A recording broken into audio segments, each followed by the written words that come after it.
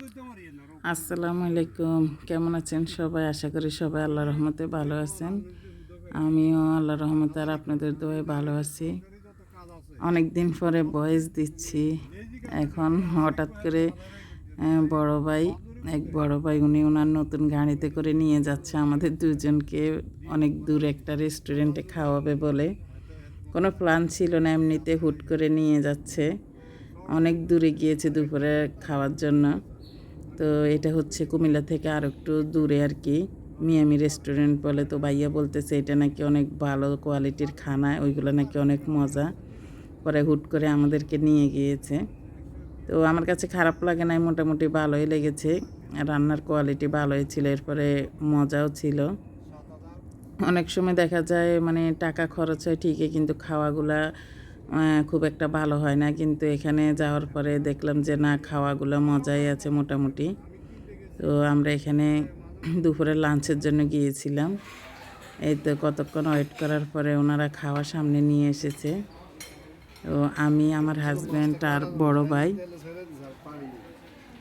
এখানে রূপচাঁদা নিয়েছে, গরুর মাংস নিয়েছে, আর ডাল আর ভর্তার আইটেম। আমি যেখানেই খেতে যাই শুধু সর্বপ্রথম আমার ডায়লগ থাকে যে ভর্তার আইটেম আছে কিনা। তো এখানেও সেটার ব্যতিক্রম করি না, আমি সব আইটেমের আগে বলতেছি ভর্তার আইটেম আছে কিনা। পরে ওনারা বলতেছে খুব একটা নেই। তারপরে এখানে লতি, আবার শাক ভাজি, শুটকি আর করলা ভাজি এগুলো দিয়েছে আর কি। আমার কাছে মাছ মাংস থেকে মানে ভর্তার আইটেমটা অনেক বেশি ভালো লাগে, সেজন্য যে এখানে খেতে বসে আগে এই কথা জিজ্ঞেস করি।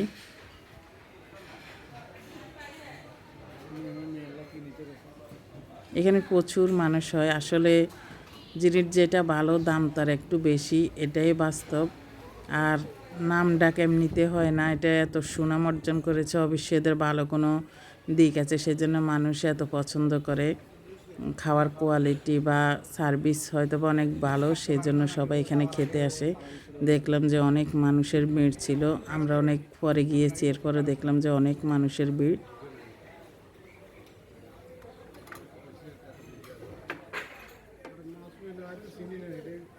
খাওয়া দাওয়া শেষ করে আমরা কোরবানির গরু দেখতে গিয়েছিলাম এক জায়গায়। তো ওইখানে যাওয়ার পরে ওদের বাড়ির সামনে এখানে ছাগলটা বাঁধা, বিশ্বাস করবেন না, ভিডিও তো হয়তো বা বোঝা যাচ্ছে না, একদম ছোটোখাটো একটা গরুর মতো। আমার এত হাসি আসছে যে ছাগল কীভাবে এত বড় হয়। এটা একদম পুরোপুরি গরুর মতো, অনেক উঁচা ছিল। তো গরু কোরবানি না দিয়ে এরকম একটা দিলে হয়, একদম পুরোপুরি একটা গরুর মতো, অনেক সুন্দর ছিল। সেই জন্য আমি অল্প একটু ভিডিও করেছি, কারণ আমার কাছে অনেক ভালো লেগেছে এত বড় ছাগল, আর দেখতেও কিন্তু অনেক সুন্দর ছিল।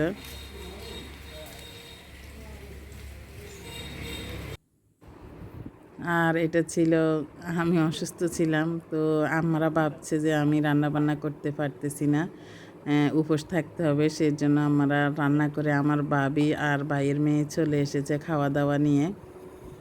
তো আসলে আপনজনেরা এরকমই হয়, আপন কখনো পর হয় না, আর পর কখনো আপন হয় না, এই কথা সবসময় যেরকম সত্যি, আবার মাঝে মাঝে সুবিধা অসুবিধাও আছে। তো আমার কাছে মনে হয় যে রক্তের টানগুলা আসলে কখনোই খণ্ডানো যায় না, রক্তের টানের আলাদা একটা মানে সম্পর্ক আছে। এই তো আমাদের লামু বুড়ি, আমার ছোট ভাইয়ের মেয়ে, ও সে আসছে আমার জন্য খানা নিয়ে, পরে আবার সাথে সাথে খানা দিয়ে চলে গিয়েছিল।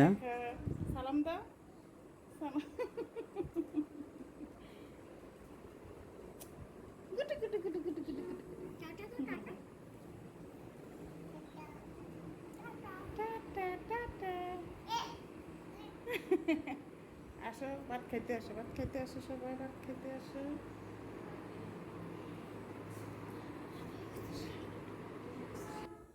এদিকে চারিদিকে খাওয়া দাওয়া খেয়ে, অবশ্যই হাজব্যান্ডের না, আমারও সবসময় সেমটা হয়। আমাদের দুইজনে দেশে আসলে অনেক দিন পর্যন্ত পেট প্রচণ্ড ব্যথা করে, একদম বাংলাদেশের খাওয়াগুলো সয় না, পেটের মধ্যে অনেক ব্যথা করে, অনেক কষ্ট হয়।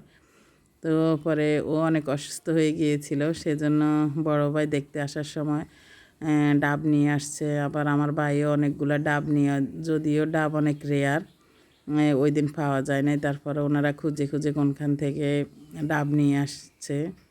ডাবের যে দাম, আমার কাছে মনে হয় যে আমি বলি যে স্বর্ণের দাম কি, সব কিছু দামের সাথে সাথে ডাবের দামে তো স্বর্ণের দামের মতো হয়ে গিয়েছে, একদমই পাওয়া যায় না, আর যদিও পাওয়া যায় ছোটো একটা ডাব অনেক দাম। আর আমার কাছে কিন্তু ডাবের ভিতরের এইগুলা আমাদের এদিকে আঞ্চলিক ভাষায় লেয়া বলে, ডাবের লেয়া। তো ডাবের এই ভিতরে যে এই শ্বাসটা আছে এইগুলো এত বেশি মজা লাগে, সেই লেভেলের মজা লাগে আমার কাছে। একদম নরম নরম পাতলা, আর এগুলো খেতে অনেক সুস্বাদু। আমার কাছে সব সময় এটা অনেক বেশি মজা লাগে।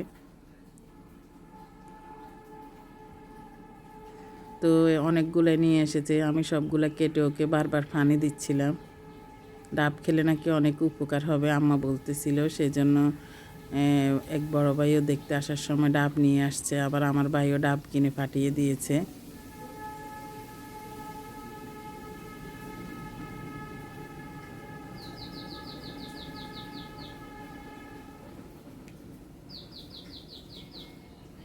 কার কাছে কীরকম লাগে জানি না, কিন্তু আমার কাছে অনেক মজা লাগে ডাবের শ্বাস।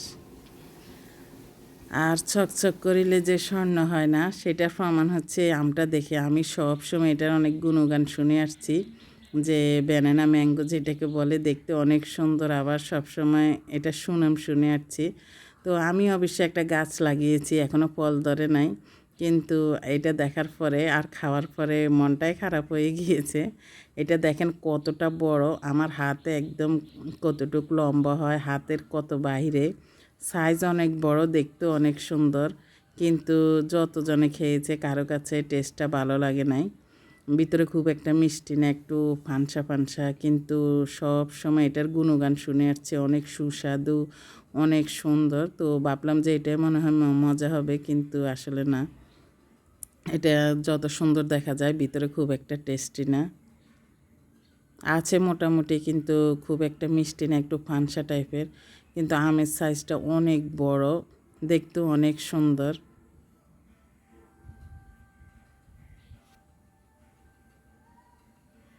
তো ঠিক আছে, সবাই ভালো থাকবেন, সুস্থ থাকবেন। আজকের মতো তাহলে এখানে শেষ। আল্লাহ হাফেজ, আসসালামু আলাইকুম।